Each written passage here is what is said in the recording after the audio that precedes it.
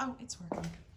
I forgot to charge this today. So, thank you for joining us again on Coffee With. Guess where I am? I'm back at the Big Blue House on Cherry Street. You are? I know you're going to name this house, and we need to get that eventually. Yes. Because we just call it the Big Blue House on Cherry Street with Cindy Thrana, and we have some more tours today. And you're pretty stressed about this room. Yes. And you've done a lot of work in here just in a week. Yes. So I am going to step behind the camera so I can pan and have you talk about what this room was, what it is, Will be, and what it's going to be. But it is. It's And kind of a mess. Yeah. Okay. So go ahead and start talking so about what this is. This was the original kitchen of the house. It has really good bones, let's just put it that way, but it needed a lot of help. This room had taken on a lot of water in both of the corners due to the gutters. It had a lot of transformations as far as this house was wired with knob and tube. It also had gas lines for gas lamps in the walls. We still have knob and tube in here. I'm going to show. Yes. A lot of people don't know what knob and tube is. And knob and tube is a ceramic dial that's put together with a cloth covered wire. Unfortunately, the wire has a tendency to heat up and then it becomes brittle over time, then catching on fire inside of walls. And very dangerous. And dangerous. So at the time, it was state of the art, Yep. but they also believed that it might fail. So they also put gas lamps in the house. So when the kitchen was originally done, the stove sat on this wall. This was a chimney wall.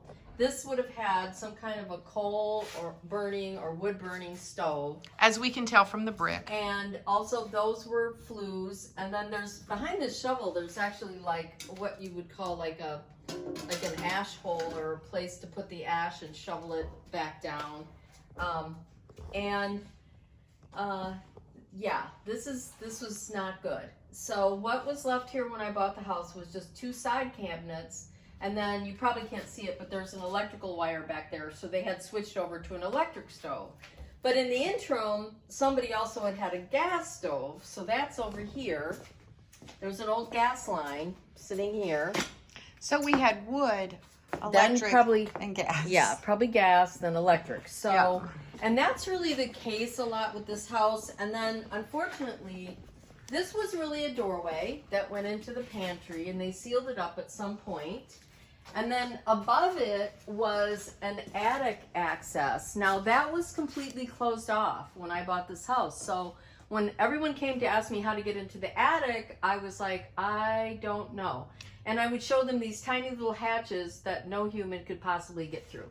So what I'm showing right now on the camera, the light up at the top, Yep. which looks like a white spot, but it's actually light that you can see coming from the attic. yeah, the whole attic has like a skylight system like all the way around it so that there's light in there, which is pretty ingenious.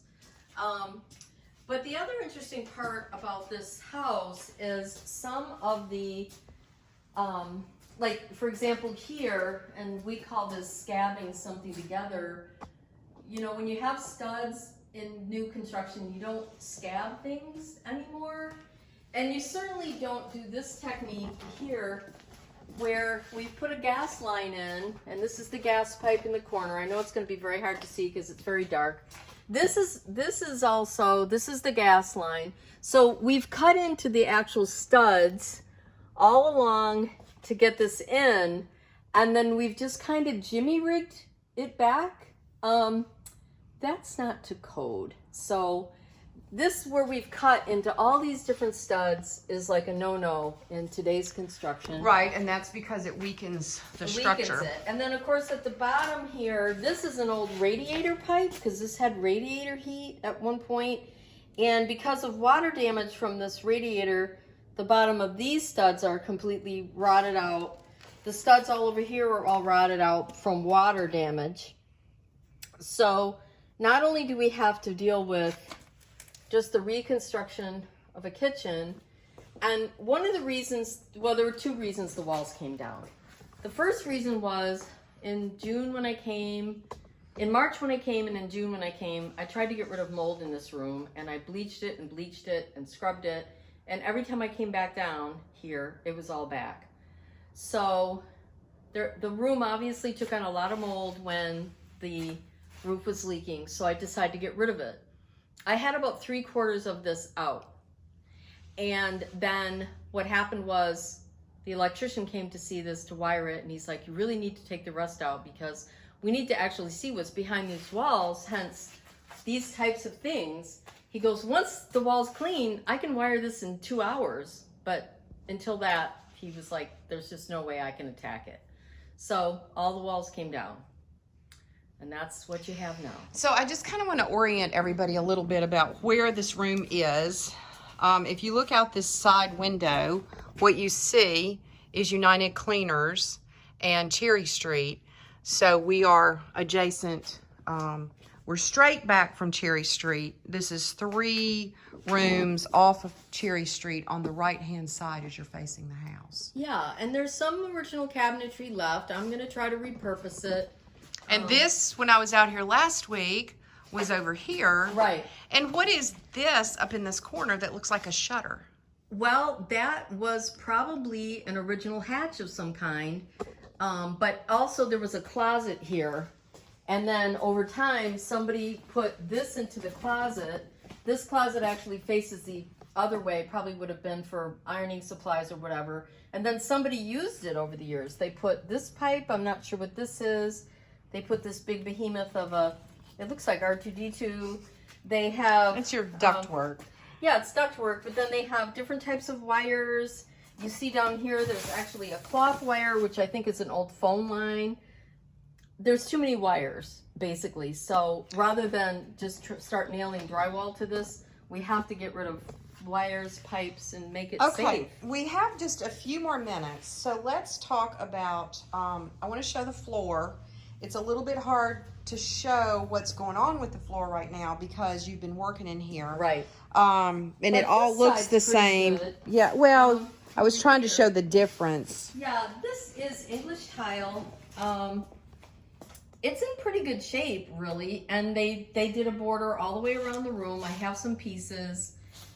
And this is where that cabinet was. That's where the cabinet was. That's why there isn't any. But it's strange. The flooring's impressed, so it looks like at one point there was tile there, and they moved it forward.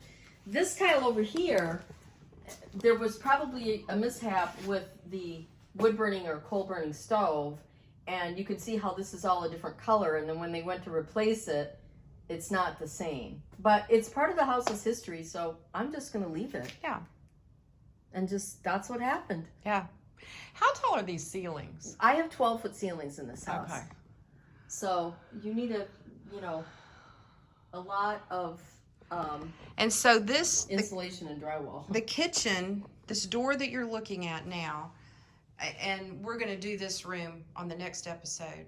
This kitchen goes into, and what are you calling that room? That's a serving room where they Okay. would have had areas to keep the food hot and serve the food. And it's kind of a cool concept. Yeah, so we're going to go, and there's a pantry there. We're going Yeah. to do that. But coming back this way, which is, again, looking toward the back of the house, there's an entrance out here and a sink. And we're going to do this later. We're going to come back. There's still a section that we're going to come back and do on another episode. But just tell us just momentarily, what is this? Well, it's a sink to do your cleaning, heavier cleaning like mop bucket cleaning and that. This is a separate entrance. You would have some household staff. They would come up this entrance. They would enter the other door that's over there. They might change their clothes in that little entryway. But basically it's a secondary staircase. And that staircase that's out there, and we'll show you that at a later date, is the one that detached from the house when the ballroom lifted up. And we talked about that floor. Yeah. And why that happened. So if you have not seen the episode about the ballroom, I believe that was that would have been episode number 5. So if you didn't see that or you don't remember it, go back and look for part 5. And we're going to wrap this one up and do another episode in the surfing room. Sounds good. Thanks, Cindy. You're welcome. Thank you for